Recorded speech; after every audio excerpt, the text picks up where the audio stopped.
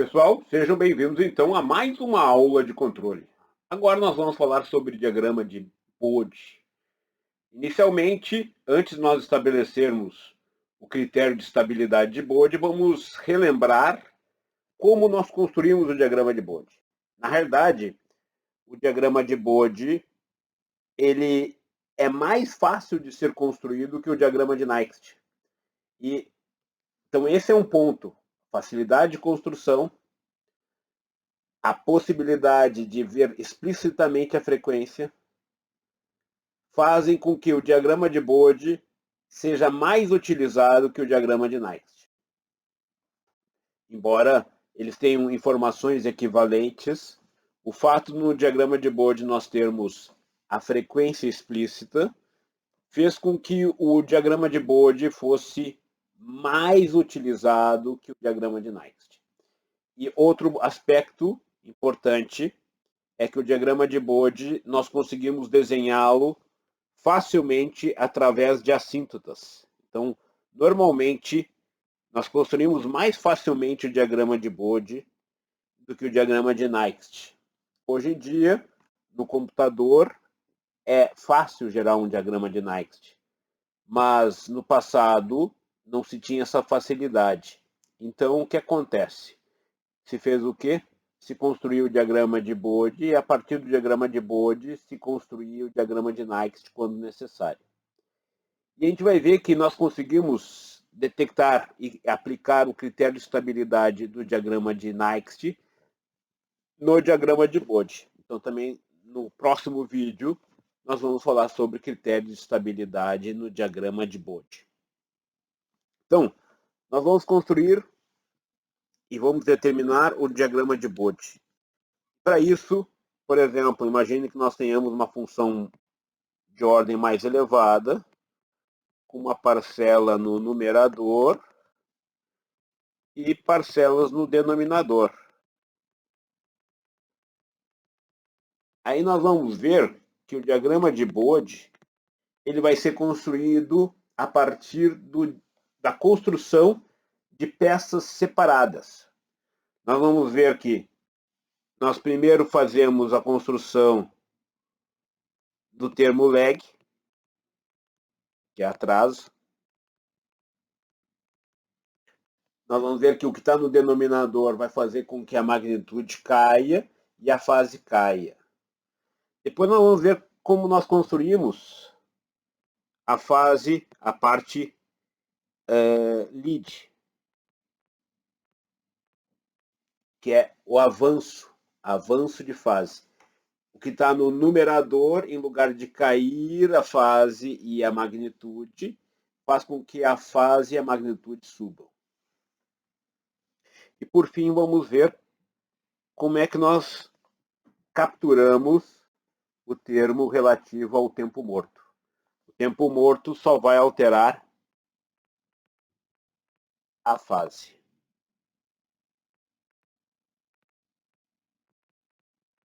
Ele só vai alterar a fase. Então,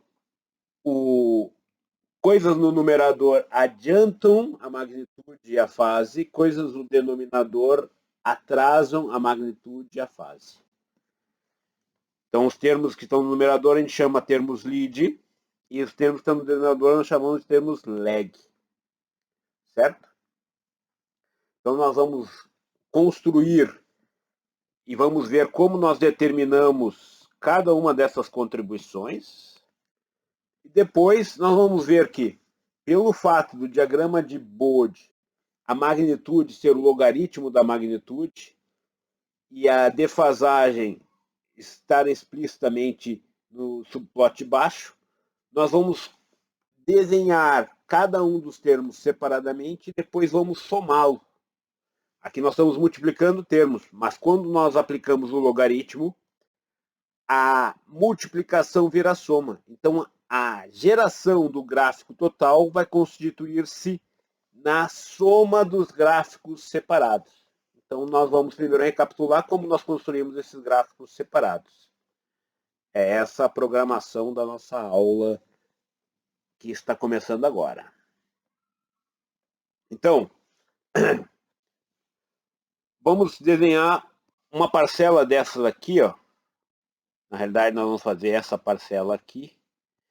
Ela pode ser capturada por uma função de primeira ordem. Isso nós já vimos quando nós criamos e geramos um diagrama de Bode. Essencialmente, substituir S por J ômega, obtemos um número complexo, representamos um número complexo coordenadas polares, e agora isso aqui, aplicando o logaritmo, nós vamos ter o quê? O logaritmo decimal do módulo do G de J ômega, o logaritmo decimal do ganho, a divisão vira subtração, a raiz quadrada vira multiplicação, esse 1/2 surgiu da raiz quadrada, e aí o logaritmo decimal do que tem aqui dentro, que é esse termo aqui.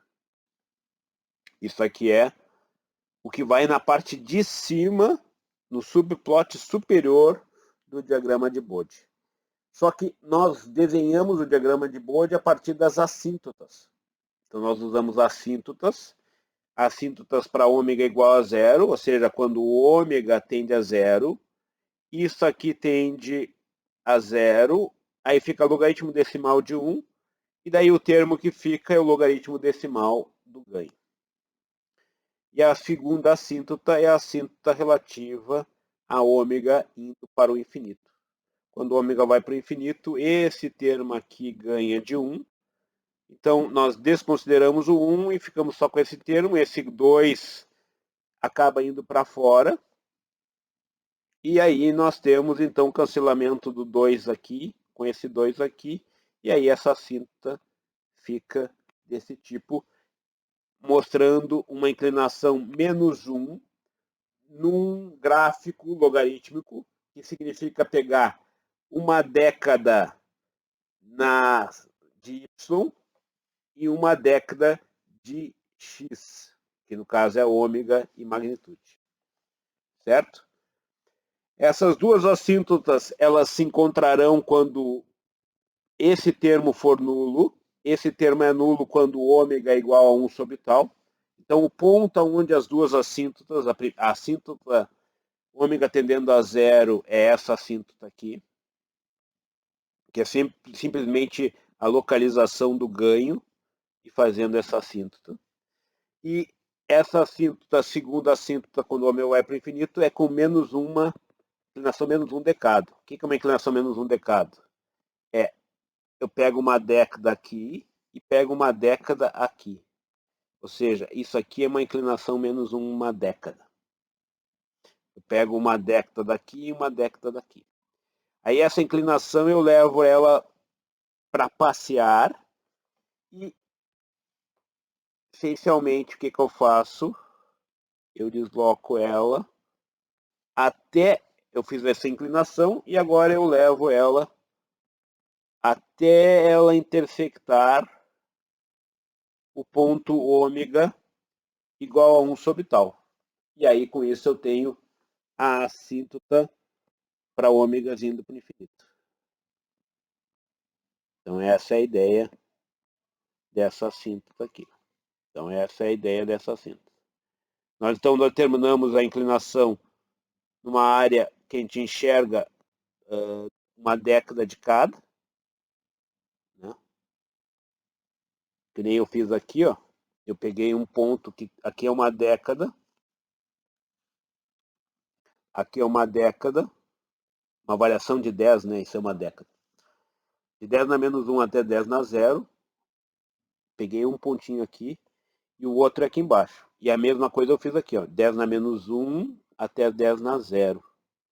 Essa é a inclinação menos uma década, que é menos essa inclinação aqui, ó, menos 1 aqui. Por que é década? Porque nós estamos no logaritmo decimal aqui, ó, logaritmo decimal aqui. E aí nós levamos isso aqui para passear até encontrarmos o ômega igual a 1 sobre tal. E aí, com isso, nós temos, então, a inclinação adequada para o sistema. Eu acredito que agora ficou certinho. Que é a inclinação aonde as duas assíntotas se encontram, que é em ômega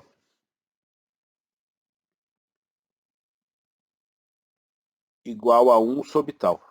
Porque isso aqui vai fazer com que esse termo aqui se anule, porque o logaritmo decimal de 1 é 0. Certo? Aí essas duas assíntotas têm o mesmo valor, que é o logaritmo decimal de k, que é o ganho. Então, vocês estão vendo que é muito simples criar e gerar um diagrama de Bode, certo? A partir dessas assíntotas. Então, por exemplo, na nossa função, nós vamos criar essa contribuição, depois vamos criar essa contribuição aqui, que é similar à contribuição feita para tal 1S mais 1. Nesse caso aqui vai ser para tal 2S, vai ser simplesmente de diferente o quê? Vai ser aonde essas assíntotas se encontram. Então ela pode ser mais para cá, mais para lá, certo? Mas a forma de gerar é a mesma. E aqui na parte de baixo nós temos, então, quando o ômega é igual a 1 sobre tal, nós sabemos que a defasagem de um termo de primeira ordem é arco tangente de ômega tal. Isso vai dar 1, arco tangente de 1 é menos 45. Arco tangente de 1, isso vai dar menos 45 graus. Então, aonde o ômega é igual a 1 sobre tal, eu vou ter uma defasagem de 45. E eu sei que quando o ômega vai para o infinito, o φ vai tender para menos 90. E quando o ômega vai para zero, o φ vai tender, então, para zero. Então, a parte da defasagem, ela vai começar em zero e vai terminar em menos 90. E quando o ômega é igual a 1 sobre tal, ela vai passar por menos 45. Esse é o diagrama correspondente, então, à defasagem. Aplicando agora desenho técnico, começa-se na primeira assíntota, tem que terminar na segunda assíntota, e aí, simplesmente unindo, nós criamos a contribuição de um termo lag, ou um termo de atraso. Vamos agora ver o termo lead. A historinha é essencialmente a mesma. Nós vamos pegar o termo que está no numerador, aonde tem S nós substituímos por J ômega. Observe que agora o nosso caso é muito mais simples, porque o termo imaginário não está no denominador, está no numerador. Então nós já temos a parte imaginária e a parte real separadas.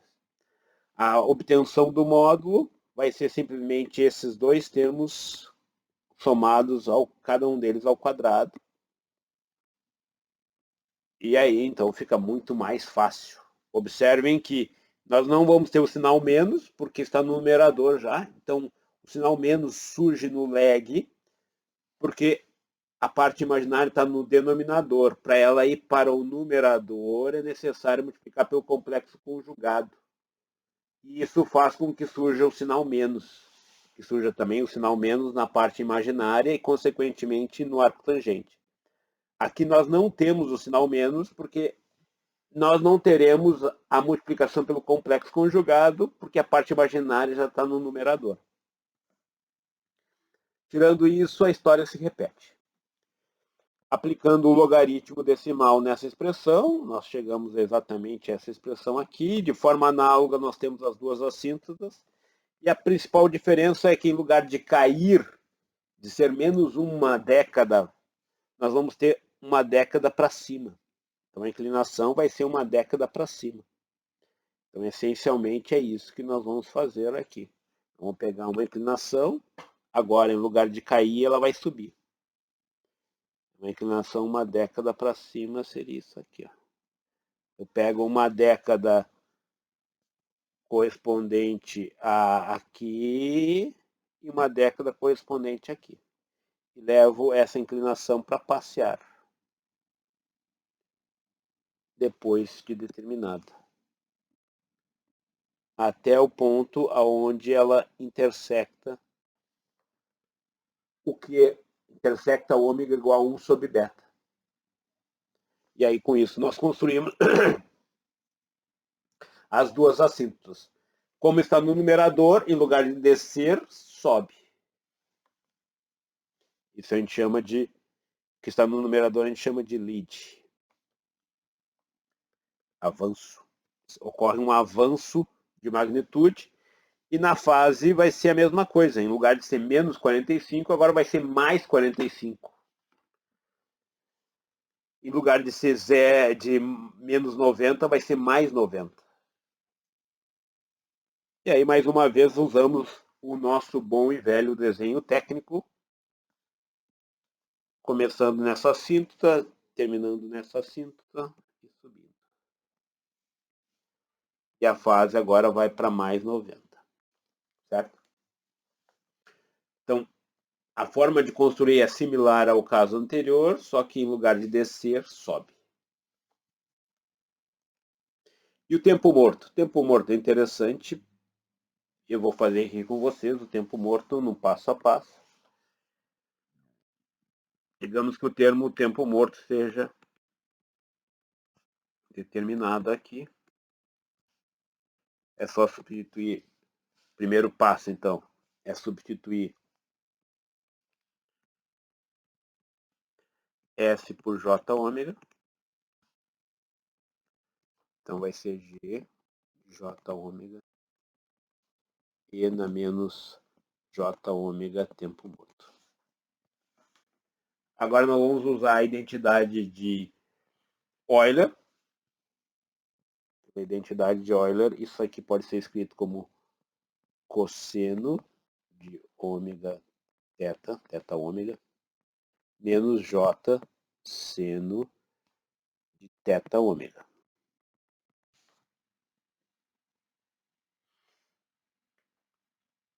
A primeira parte está resolvida, a segunda parte também já está resolvida com isso. E a segunda parte é obter um número, uma parte real e uma parte imaginária. Ou seja, a parte real do número é o cosseno de θ ômega. E a parte imaginária é o menos seno de θ ômega. Certo? E a terceira parte agora consiste em escrever isso em coordenadas polares. Então, nós simplesmente vamos fazer um número complexo escrito em coordenadas polares. Se a gente olhar, ele já está construído em coordenadas polares praticamente. Ele já está construído em coordenadas polares. A defasagem está aqui, ó. Incluindo menos. Então,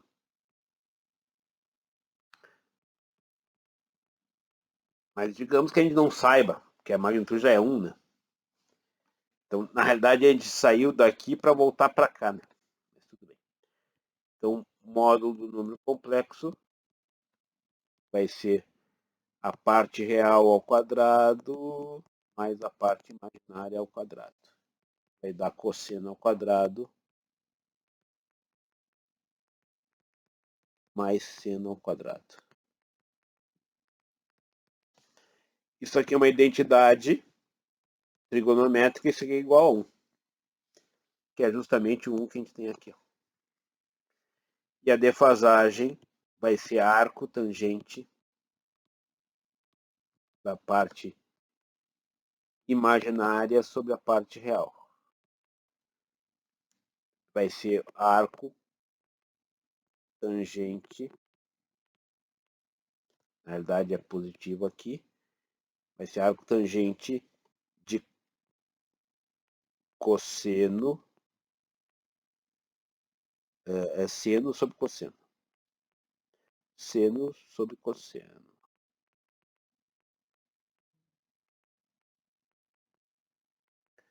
O que a gente tem em seno sobre cosseno? Isso aqui é tangente. Arco tangente da tangente é o próprio argumento.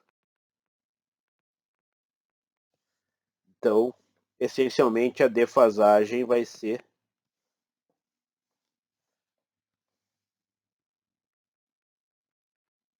menos ômega tempo morto.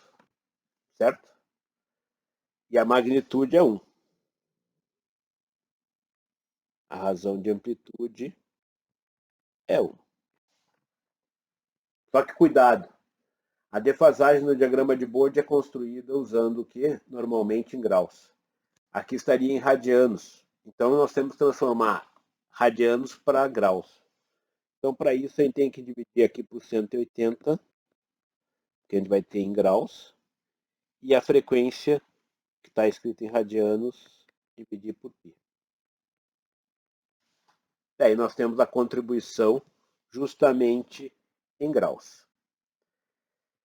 Isso que eu falei para vocês está escrito aqui também, no passo a passo, né? E aí nós temos, então, a contribuição do tempo morto. Isso aqui é importante ter em mente.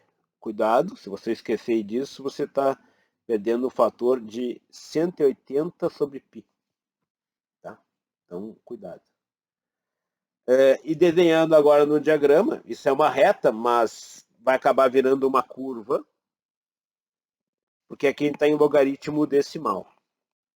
Se fosse linear nesse eixo, isso aqui seria uma reta. Mas como nós estamos em escala logarítmica aqui, isso vira uma curva. Então, o tempo morto só contribui aqui embaixo. Na parte de cima, ele não altera a magnitude. Tempo morto não altera a magnitude. Só altera a fase. Certo? Só altera a fase. Então, vamos pegar um exemplo agora, uma função de transferência mais complexa, com vários termos. E vamos, então, gerar a função completa.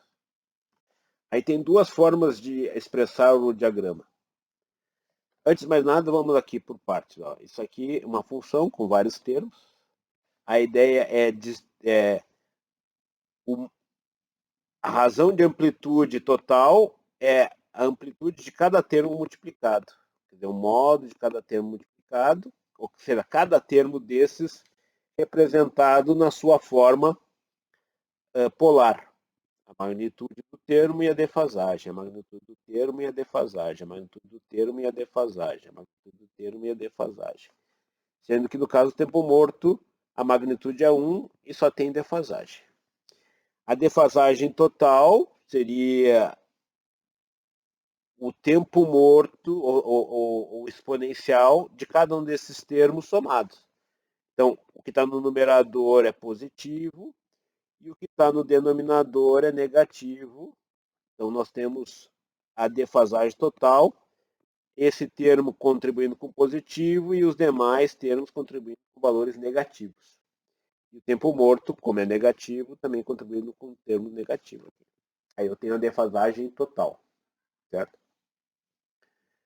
Tendo cuidado que eu tenho que representar aqui tudo em graus, tá? Tudo em graus. Porque no subplot baixo aqui, normalmente está em graus. E a magnitude seria a multiplicação de cada termo com as suas respectivas magnitudes. Mas nós fazemos o gráfico separado e somamos as magnitudes, porque nós vamos fazer o plot do logaritmo da razão de amplitude total. Então, para uma função desse tipo aqui, ó, nós temos cada um desses termos plotados separadamente. Então, esses termos aqui que estão no denominador representam termos que caem. A defasagem por exemplo, o tempo morto. O tempo morto seria essa aqui, ó.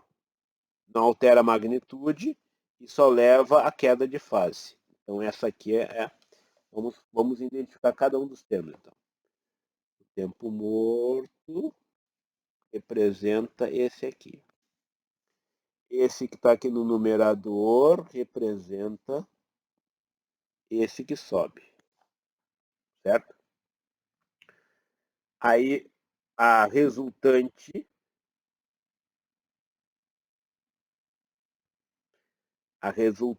vai ser esse aqui, que é a resultante, vai ser esse cara aqui, ó. O azul. Esse é a resultante. E aí nós temos cada um desses termos aqui representando 10S. 1 sobre 10S é 0,1. Então, 0,1 é aqui, ó. Então, esse termo aqui, ele cai antes. Já nós temos 3 termos caindo. Nós temos o verde, o vermelho e o cian. O 10S é 1 sobre 10, 0,1. Então, esse aqui é esse termo aqui, ó. O vermelho ele cai um pouquinho depois. Então, esse aqui representa esse aqui. E o verde, esse termo aqui. Observem que praticamente a gente tem um cancelamento desse aqui com esse aqui. Então, essencialmente, se nós somarmos, vai ser a soma desse aqui com esse aqui, dando a resultante, que é essa azul. E a fase é a mesma coisa. Certo? Um ponto importante, nós podemos expressar o diagrama de Bode em decibéis, ou aqui está em decibéis e aqui está em magnitude. Então vamos só recordar o que é em decibéis. Só para nós termos claro isso. 1 decibel é uma medida de ruído e é justamente quando se trabalhou com estabilidade, se trabalhou com radares e ruídos, e aí se padronizou na época trabalhar com decibéis. Mas eu prefiro trabalhar com magnitude direta e gráfico logarítmico inverso. Mas é comum encontrar o diagrama de Bode em decibéis. Então, decibel é isso aqui, ó. É 20 logaritmo decimal de A. Certo? Quer dizer que A vai ser o quê? Vai ser 10 do valor obtido ou visto em decibéis divididos por 20. Aí eu converto para grandezas. Então, isso significa que 20 decibéis é equivalente a 10 na 1.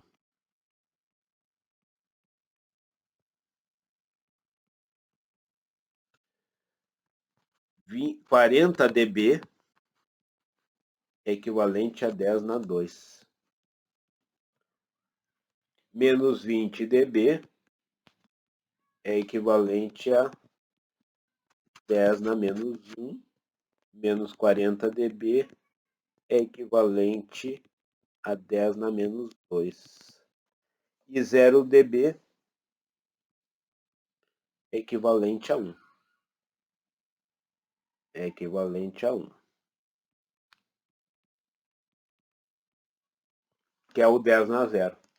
Por 10 na 0 é 1. Certo? Então, em decibéis é muito comum também você encontrar o diagrama de Bode olhando a magnitude em decibéis. Certo?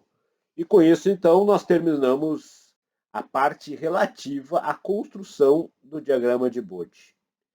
O próximo vídeo vai falar sobre o critério de estabilidade olhando este diagrama.